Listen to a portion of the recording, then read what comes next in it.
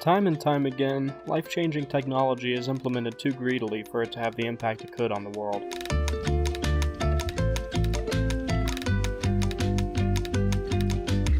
Whether it's GMOs, cures for diseases, machines that could drastically cut man-hours needed for a job to be done, or any number of other things, it's a constant truth that when something is invented or normalized, it's often implemented in a way that only helps a handful of already powerful people, or in some cases, even makes things worse for the common man.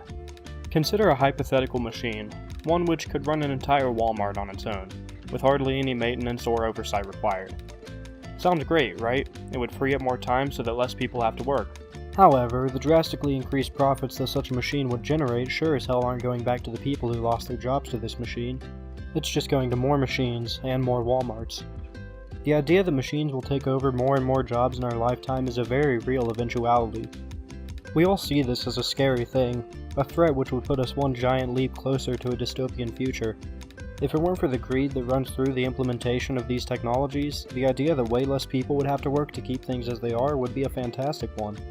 Machines doing all of the jobs that humans don't want to do is a pretty good place to start if you're trying to describe a Star Trek-esque utopian future.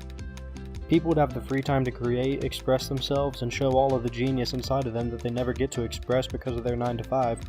However, there's one big hurdle we'll have to pass first. The increased cost efficiency of machine labor doesn't mean more money for universal basic income, and as long as that's the case, the idea of machines taking our jobs will be a threat rather than a hope. Tacoma does an excellent job expanding on this idea. There will be spoilers for Tacoma from here on out. If you have 4 to 6 hours to spare, Tacoma is a fantastic piece of sci-fi that's well worth your time. The concept of obsolescence day is a fantastic one. People in this world celebrate the anniversary of the day that onboard AIs were supposed to replace all crew among industrial orbital facilities. Due to legislation, however, that didn't happen. A skeleton crew is legally required to operate orbital facilities with the help of an AI, because otherwise it would remove too many jobs. In 2088, we have the technology to mine minerals from distant planets, and manufacture all sorts of goods, all without human involvement. Yet, because of corporate greed, we still have a currency system that requires you to work a totally pointless job.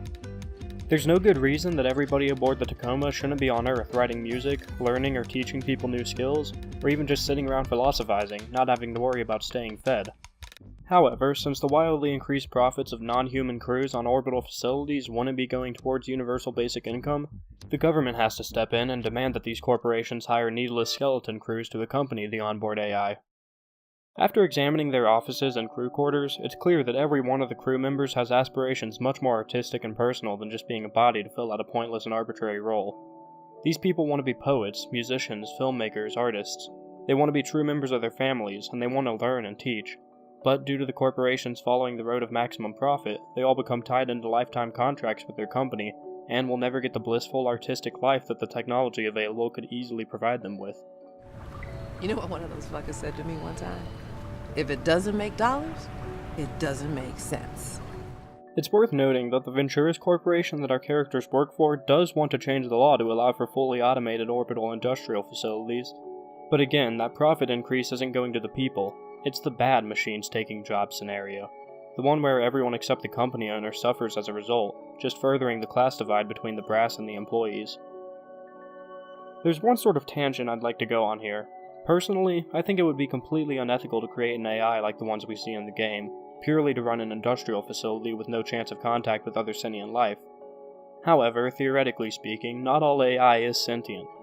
A relatively simple learning machine that had no sense of preference or aspiration could easily be just as effective as Odin, for example. But since these AIs are designed to interface with humans, it seems to me that allowing such an AI to operate entirely alone would be cruel. In short, Odin being forced to work alone is unethical, but that doesn't necessarily apply to all AI.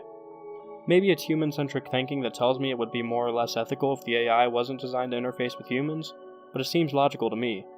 Asocial animals like ocelots are designed to be comfortable when alone, but social animals like dogs are designed to interface with others. Logically, I'd say the same would apply to different types of potential AI. While, as a whole, the game is more focused on the nature of AI, I think the AI we see in the game serves as a great analog for the idea of machines replacing human jobs.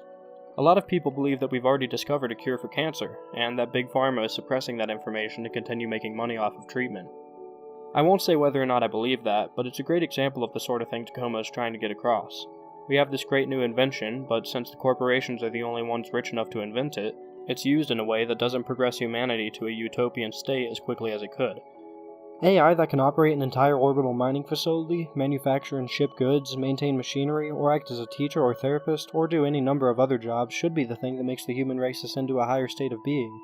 But because they're indefinitely stuck without universal basic income, or the discontinuation of an economy altogether, the people of Tacoma's world are practically forced to work pointless jobs, sticking with a single corporation for their entire lives. And as a result, the class divide, which is easily the biggest problem humanity faces today, only grows further and further by the time that Tacoma takes place. With orbital mining being controlled by an AI, the people of Tacoma have stopped just short of having Star Trek replicators as far as having everything you need delivered to you. In Star Trek, probably as a result of replicators being invented, the human race no longer uses currency. In a world like this, people work because they want to. The idea of the starving artist is a thing of the past, and scientifically they would advance so much quicker. If the world of Tacoma were to do away with an economy, the utopian future seen in Star Trek would be in sight. It should serve as no surprise that art is the one thing in the world that I care the most about. If you ask me, the creation and observation of art, or any other hobbies for that matter, is the point of being alive. Eating, sleeping, dreaming, having a job, and everything else we do, in my eyes, is a means to an end, with the end being a hobby, in my case observing art. For me, hobbies are the meaning of life, and the world of Tacoma would deny us that meaning, in spite of having the technology to make it our constant reality, because it's more profitable that way.